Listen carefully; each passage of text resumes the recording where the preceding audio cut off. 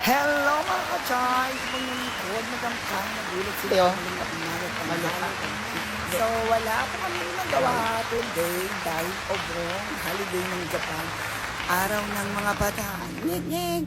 So, nagpunta po kami sa kaibigan. Yan po ang aming Malakas si Masang niya ako sa kung ano mga chorot o nalaglag pa yung aming bill. Ayan, syempre sinausaw ko sa suka para masarap naman ang kain natin. So, fast forward tayo. So, ayan, inintroduce ko po ang inyong lingkod, Madam Kain, na ang mga Philippine goods sa kaibigan. Baka naman, kaibigan.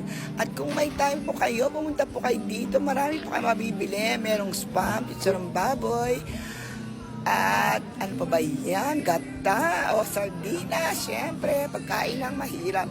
Meron po silang mango juice. At siyempre, ayan, natatandaan nyo ba? Ayan ang aming movie, Philippine Pub sa Kaigako. At meron din silang coconut juice at marami pang iba. So, kung meron kayong time, bumili na po kayo.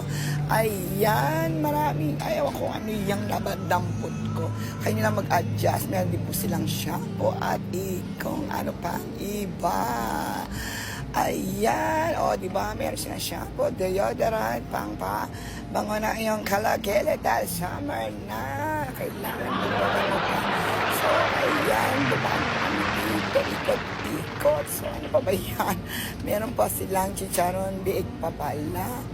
Ayan, sardinas na naman ulit. O, di